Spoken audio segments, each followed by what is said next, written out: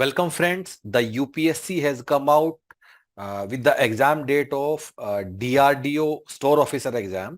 So इस वाले exam के लिए फॉर्म फरवरी 2022 में भरे गए थे and now exam date has कम.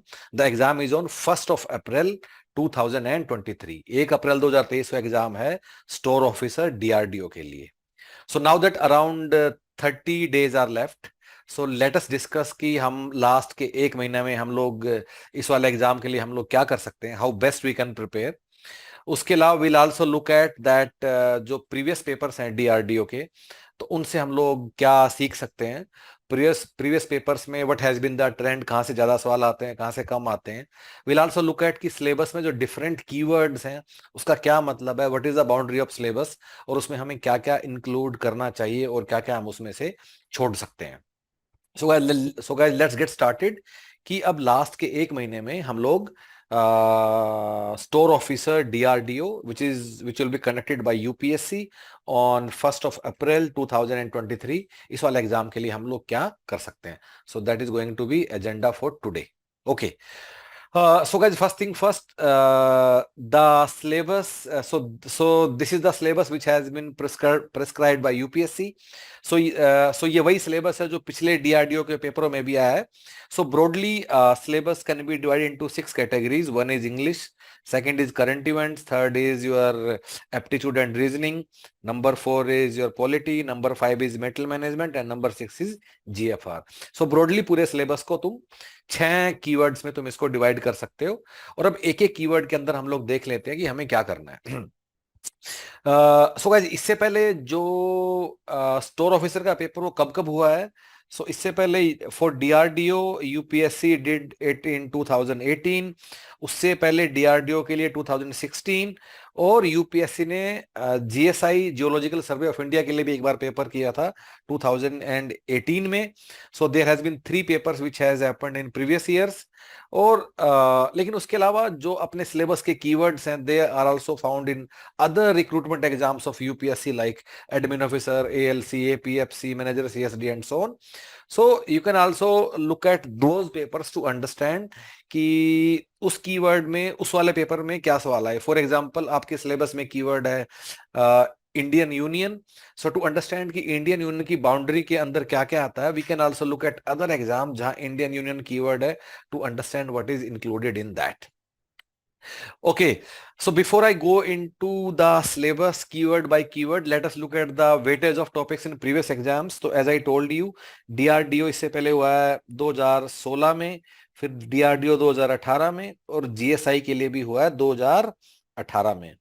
सो अगर हम लोग बात करें इंग्लिश के, तो हर बार 20 ही सवाल आए हैं इंग्लिश के तीनों पेपर में. जनरल मेंटल एबिलिटी के अगेन हर बार 20 ही आए हैं. ठीक है. पॉलिटी के 17, 10, 11. मटेरियल मैनेजमेंट के अगर हम देखें तो पहली बार में 30, और दूसरी बार में मेटल मैनेजमेंट का सिर्फ 1 सवाल आया, तीसरी बार में 4 सवाल आए. देन जीएफआर के पहली बार में 20, अगली बार में 50, अगली बार में 47. एंड लेट अस सी अभी 2023 में क्या होगा. So guys, one thing very clearly I want to highlight it, because हम लोग काफी यूपीएससी के रिक्रूटमेंट एग्जाम करते हैं, जितने भी होते हैं सारे करते हैं. ALC, admin officer, APFC, EO, एओ4, EPFO, store officer and so on, ESIC DD, deputy director employment. ठीक है. So based on this entire experience I can tell you कि जो वेटेज ऑफ टॉपिक्स है वो यूपीएससी के रिक्रूटमेंट एग्जाम्स में that keep changing. So do not go with any preconceived notion कि इससे इतने सवाल आते हैं. All topics are equally important. हो सकता है अगली बार जिस टॉपिक से, जैसे पिछले 2 बार से मेटल मैनेजमेंट के सवाल नहीं आ रहे हैं, और तुम्हारे पेपर में हो सकता है मेटल मैनेजमेंट के 15 से 20 सवाल आ जाएं. This can happen. Therefore you have to give due importance to every keyword of the syllabus and not go with any preconceived notion कि इससे ज्यादा आते हैं, इससे कम सवाल आते हैं. अब एक एक करके लेट्स गो इनटू दिस कि इंग्लिश लैंग्वेज में क्या करना है. सो गाइस, इंग्लिश लैंग्वेज की अगर आप यूपीएससी के रिक्रूटमेंट के पेपर देखो, इसमें 9 तरह का सवाल आता है, 9 टाइप्स. पहला सिनोनिम, एंटोनिम. आप इसको थोड़ा पोज करके देख सकते हो कि किस सवाल का क्या मतलब है. Fill in the blanks, spotting error, jumbled up, one word substitution, question tags और phrasal verb. And then there would be one more which is idioms and proverbs. So ये 9 तरह का सवाल ही है जो यूपीएससी हमेशा पूछता है in the recruitment exam. So you have to focus on these 9 types only. अगर आप प्रीवियस ईयर के यूपीएससी के रिक्रूटमेंट एग्जाम्स के सारे इंग्लिश के सवाल कर लेते हो, even that is more than sufficient. And if you are enrolled with us, of course on the online test platform we have made everything available.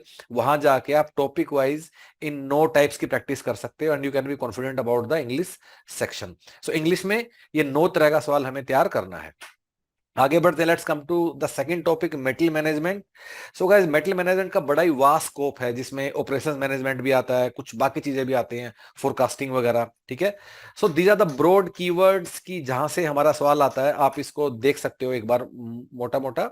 But another good source to understand कि metal management की boundary के अंदर आपको क्या करना चाहिए, so there is another exam by Coal India Limited.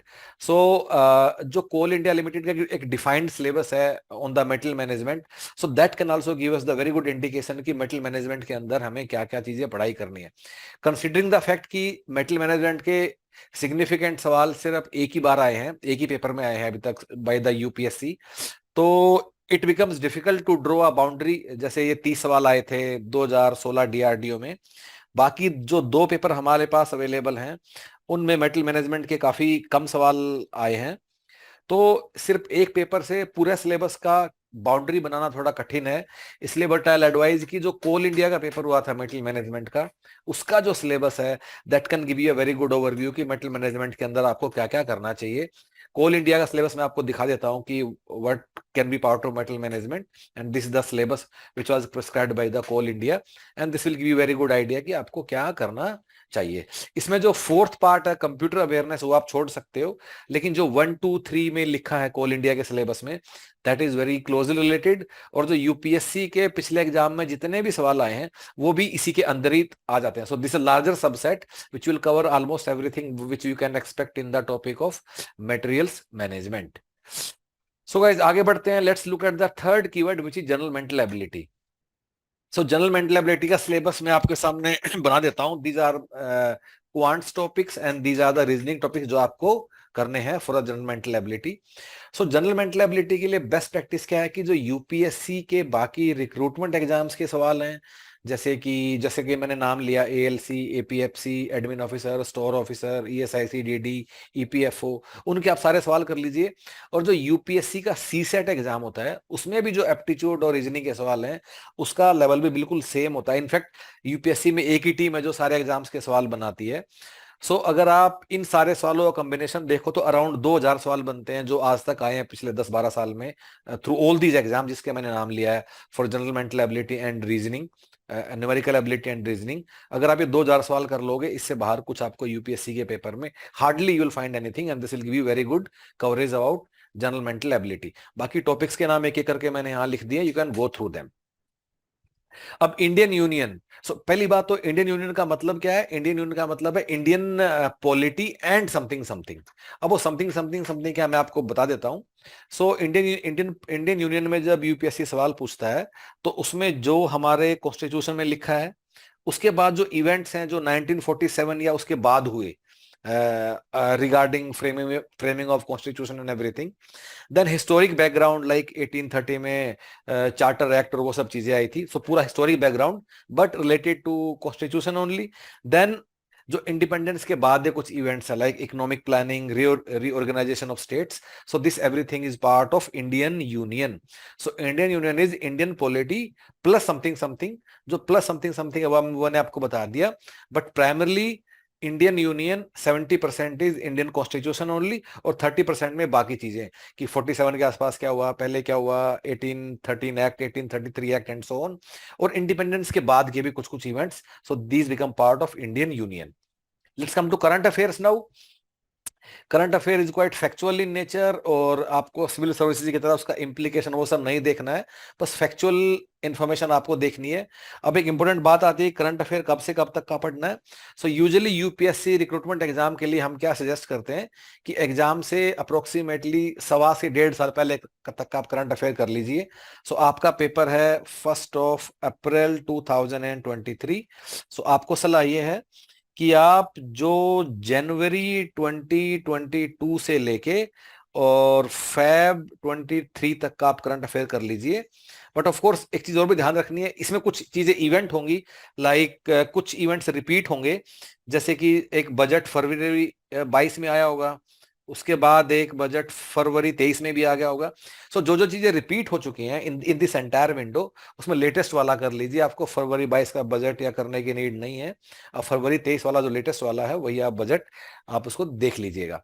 So this is about current affairs. Finally GFR.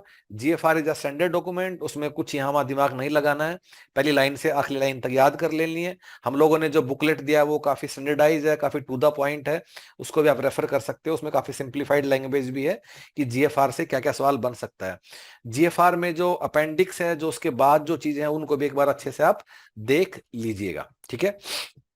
If you want to understand कि आप ह्यूमन पेरिटस के साथ कैसे you can prepare for store officer exam in last 1 month, so what you can do, go on to the website of human peritus, go on the page of store officer DRDO, आपको यहाँ दिखाई देगा, click on that, another page will open up, और इस page पे जाके आप अच्छे से एक बार समझ लीजिए कि स्टोर ऑफिसर के लिए हमारा क्या प्लान है, उसमें क्या क्या चीजें इंक्लूडेड हैं। So this a very targeted plan in the sense की विल मेक श्योर कि आप यूपीएससी के रेलेवेंट एग्जाम्स के रेलेवेंट सवाल with detail explanation will go through all of them. In fact it's very wise idea कि वो आप अच्छे से कर लो एग्जाम में जाने से पहले।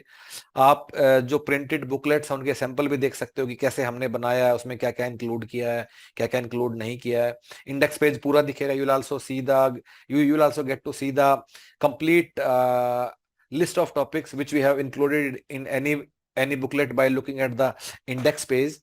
Or if you want to enroll again through website only, you have to pay online and you can enroll yourself.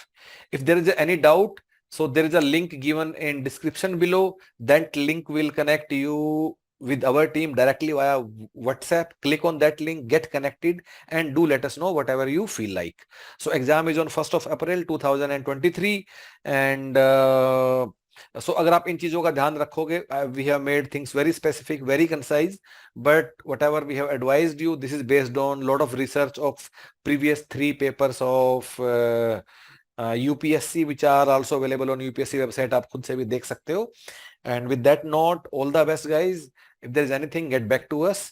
We'll advise कि आप enroll कर लो हमारे साथ and go through this targeted content which will enable you to prepare in a very short span of time. All the best.